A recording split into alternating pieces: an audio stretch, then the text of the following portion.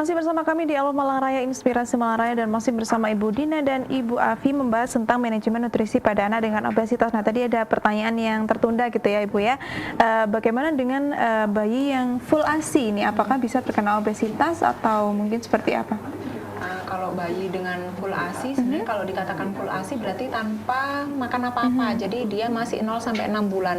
Jadi masih ASI eksklusif, itu masih belum bisa dikategorikan dia obesitas. Meskipun dia full nih ASI-nya, tapi kok berat badannya cenderung naik, berarti itu masih belum bisa. Karena masih ASI itu masih bagus, belum menjadi bukan merupakan penyebab terjadinya obesitas. Baru kalau di atas dia 6 bulan sampai 2 tahun kan ASI itu dia ada obesitas, berarti mungkin bukan karena ASI-nya tetapi karena MPASI-nya, makanan pendamping ASI-nya yang menyebabkan dia obesitas. Mungkin karena nggak seimbang tadi, kalorinya terlalu banyak kalori. Terus misalnya ada menurut penelitian itu penyebab obesitas adalah dia diberikan MPASI dini.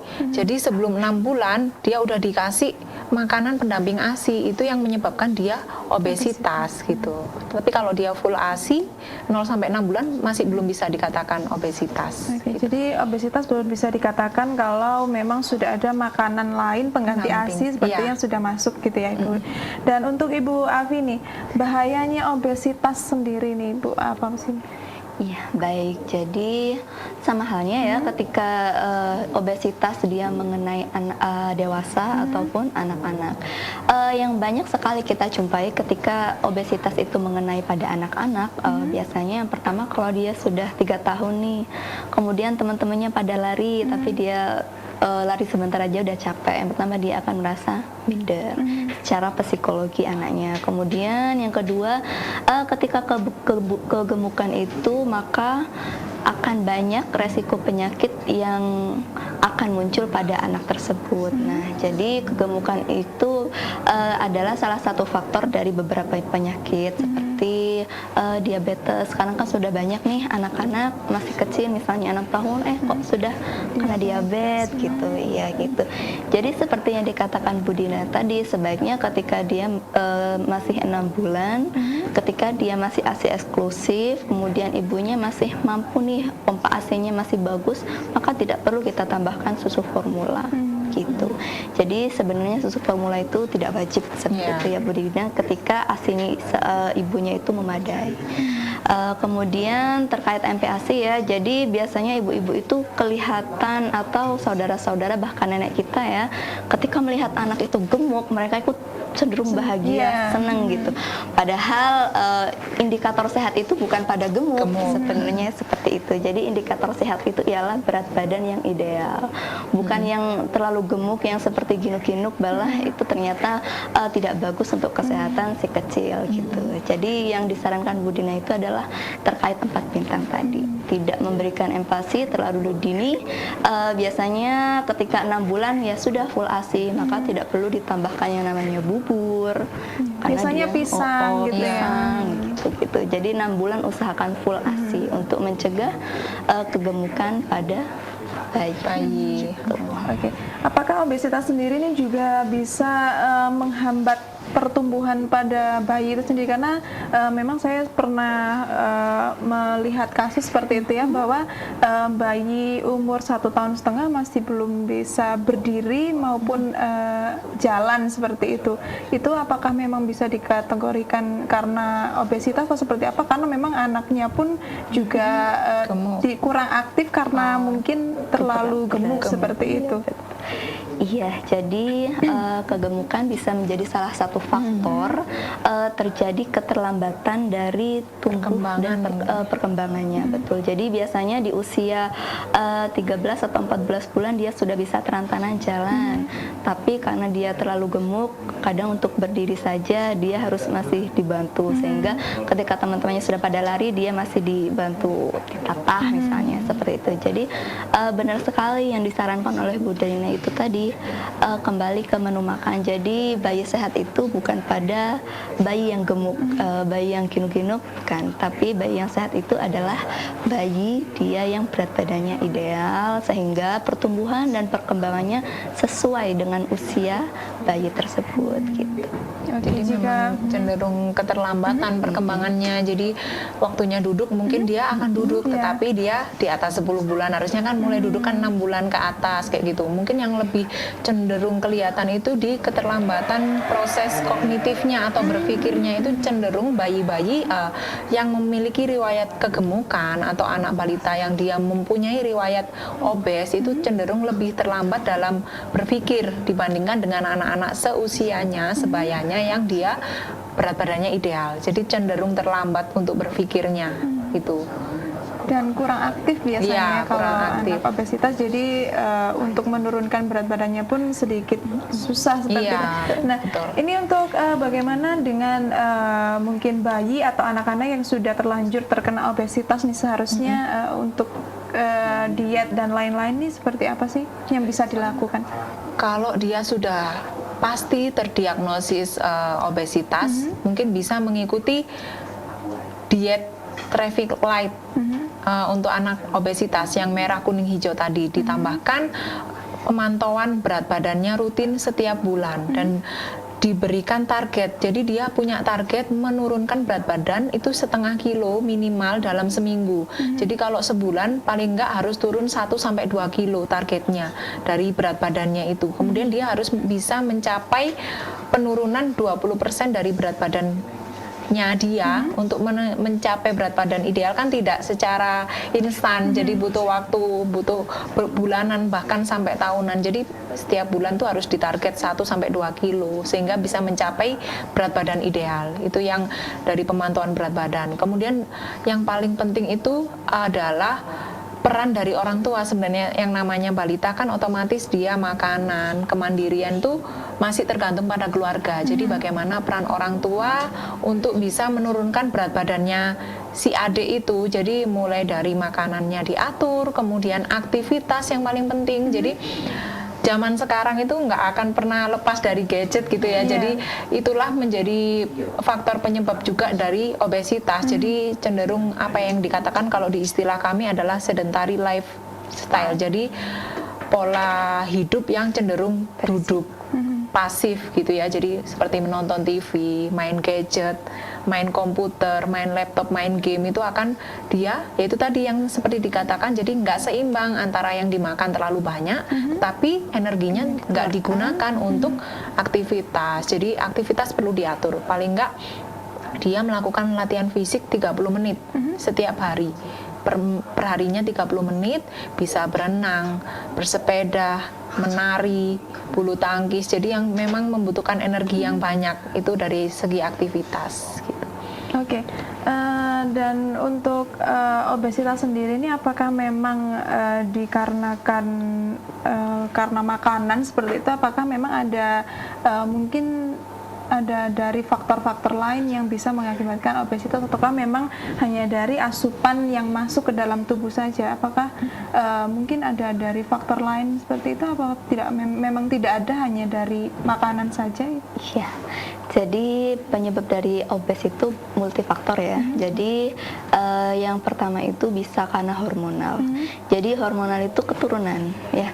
Jadi biasanya kita lihat kok ayah ibunya gemuk, biasanya anaknya juga ikut ada indikasi untuk ikut gemuk. Kemudian yang kedua bisa jadi dari makanan itu tadi, kemudian intake makanan dan aktivitas yang kurang itu. Sebenarnya itu. Jadi dua penyebabnya. Cuman yang namanya hormon keturunan cuma menyumbang 5-10%. Jadi yang 90%-nya kemana ya? Berarti dari pola hidup, dari aktivitas, makanan gitu. Dan bahkan penelitian menyebutkan bahwa ketika ibunya itu suka ngemil waktu hamil, itu akan cenderung melahirkan bayi yang gemuk.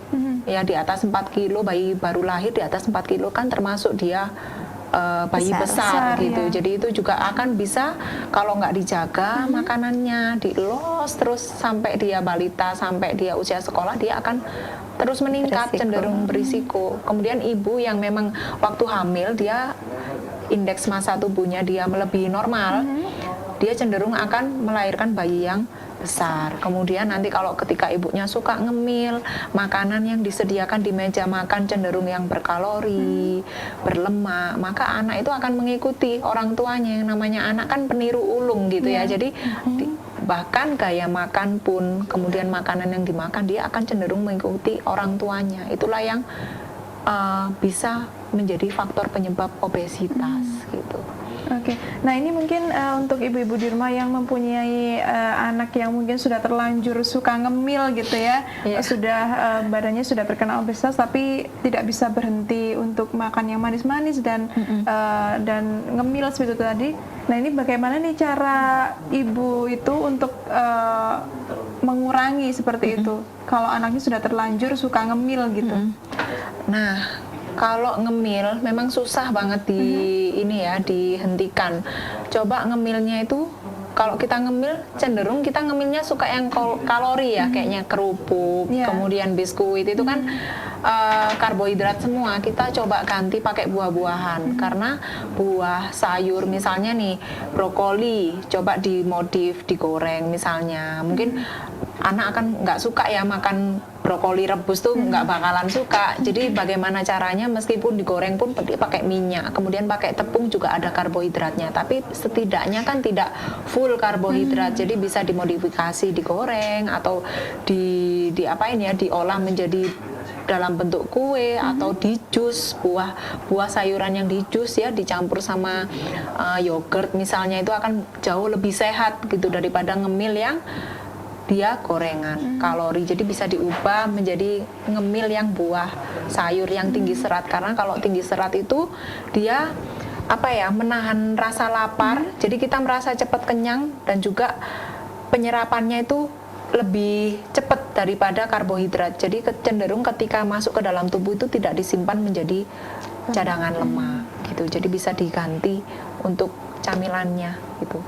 Kemudian camilan itu datang ketika kita tidak ngapa-ngapain gitu ya, tidak ada aktivitas. Jadi mungkin aktivitasnya yang bisa dimodifikasi. Misalnya anak suka gadget, suka nonton TV, dibatasin 1-2 jam maksimal sehari.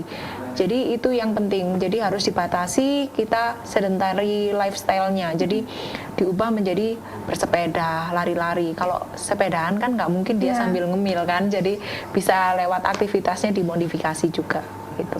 Oke, untuk obesitas sendiri nih Bu Afi, apakah bisa sampai menyebabkan paling buruk kematian seperti itu? Apakah sudah ada mungkin kasus sampai anak-anak terkena obesitas sampai meninggal seperti itu, apakah ada? Baik, jadi untuk arah resiko ke sana kemungkinan besar ada ketika anak itu kegemukan atau terjadi obes, maka sistem pernafasan yang biasanya longgar karena tertutup lemak jadinya mudah sesek. Kemudian ketika jantung itu kan ada pembuluh darah, ketika di situ banyak ditempeli lemak-lemak, maka pembuluh darahnya menjadi tidak lancar. Bisa jadi itu bisa beresiko ke sana gitu. Jadi untuk mencegah hal itu jauh ke sana, maka disarankan yang seperti Bunda katakan, kalau misalnya lebih banyak lying down, banyak gadget atau nonton TV, maka kita ajak aktivitas untuk modifikasi aktivitas, ajak lari-lari, ajak berenang, agar dia mengurangi waktu nyemil dan mengurangi aktivitas yang hanya berdiam diri gitu. Oke, mungkin bisa dijelaskan nih Bu Afi untuk menu 4 bintang nih. Nah, mungkin bisa dijelaskan menu-menunya yang baik nih apa saja sih Bu? Baik, untuk menu 4 bintang yang pertama itu ada karbohidrat. Nah, karbohidrat itu nggak harus nasi ya, jadi bisa diganti jagung, kemudian kentang, ubi, kentang gitu kan, banyak macamnya, roti, sereal itu kan juga karbohidrat. Kemudian ada protein ya, protein ada hewani, ada nabati. Hewani ini nggak harus kita makan daging misalnya, bisa diganti yang lebih bergizi itu ikan-ikanan, ikan laut. Jadi itu yang lebih dia mengandung DHA juga untuk kecerdasan. Kemudian untuk protein nabatinya bisa tahu, tempe yang sederhana tapi itu masih gizinya masih bagus gitu ya. Kemudian nggak lupa dikasih sayur, buah itu juga bisa dimodifikasi. Misalnya anak nih kurang suka sayur, bisa dibikin sayurnya dimasukin jadi nugget kayak gitu. Jadi olahan ikan dia dikasih sekalian buncisnya, wortelnya dimasukin. Jadi itu bisa mencegah obesitas. Jadi ditambah lagi lemak tambahannya. Jadi lemak tambahannya itu yang paling penting. Jadi itu menyumbang 20% dari gizinya sebenarnya, dari gizinya. Jadi bisa ditambahkan minyak zaitun, VCO itu yang sudah terbukti secara ilmiah dia kandungannya bagus, lemaknya. Jadi lemaknya itu lemak yang tidak jenuh. Jadi tidak menimbulkan gumpalan di dalam pembuluh darah kayak yang tadi disampaikan, plak-plak kayak gitu. Jadi lebih sedikit risikonya ke sana gitu. Oke. Untuk susu sendiri apakah tidak wajib dalam kan karena 4 sehat 5 sempurna ada susu seperti itu ya. Kan sekarang namanya adalah 4 bintang seperti itu. Berarti susu sendiri sudah tidak wajib seperti itu ya. Susu itu nggak wajib ya. Kalau misalnya dia masih ASI, ibunya masih produksi ASINya berlimpah, maka silakan diberikan sesuai dengan pedoman WHO, diberikan sampai 2 tahun maksimal. Setelah itu 2 tahun sampai 5 tahun apakah perlu susu? Sebenarnya susu sendiri adalah untuk kecukupan kalsium, vitamin kan ada di susu ya, bisa diganti dengan susu susu segar kayak gitu. Boleh susu formula tetapi tetap harus seimbang. Jadi nggak boleh kalau dikatakan ini nggak mau makan nih anaknya karena susunya terlalu banyak, bukan berarti susu itu menggantikan makanannya si balita itu tadi. Jadi susu itu kalau dibanding dengan makanan pendamping, makanan-makanan yang kita makan itu masih kurang gizinya. Susu di sana tidak ada protein hewani mungkin ya, nabatinya belum ada, jadi nggak lengkap. Jadi tidak bisa dikatakan susu formula sebagai pengganti makanan utama dari si anak. Jadi susu formula sendiri itu juga menjadi faktor risiko terjadinya obesitas. Karena itu tadi persepsinya orang tua yang mengatakan anak saya susah makan karena doyannya minum susu, padahal kalau dia nggak mau makan diganti susu otomatis kekurangan protein, lemaknya kurang, kemudian sayuran seratnya kurang, yang ada adalah penumpukan kalori itu tadi dari si susu itu. Jadi itulah yang bisa menyebabkan obesitas. Si susunya itu bisa kalau tidak diimbangi dengan makanan. Tetap susu itu kalau udah di atas dia 3 tahun itu kebutuhan susunya hanya 500 ml per hari. Kalau dihitung dalam botol kecil sih cuma 5 botol. Padahal kalau anak-anak minum itu kan banyak ya, udah pakai gelas, bahkan 7 sampai 10 gelas. Belum kalau waktu malam hari itu lebih banyak lagi. Makanya kalau pagi nggak mau sarapan kenapa ya? Mungkin tadi malamnya terlalu banyak minum susu gitu. Itu yang menyebabkan nggak kerasa kok tiba-tiba anakku padat loh badannya. Ternyata padatnya bukan padat karena gizi yang seimbang tadi, karena kalori yang kalorinya terlalu banyak. Oke, berarti lebih baik memperbanyak asupan makanan yang sehat ke dalam tubuh daripada susu seperti itu ya. Dan kita akan lanjutkan lagi nih pemirsa, seperti apa perbincangan manajemen nutrisi pada anak dengan obesitas setelah yang satu ini tetap di Elva Laraya, Inspirasi Malaraya.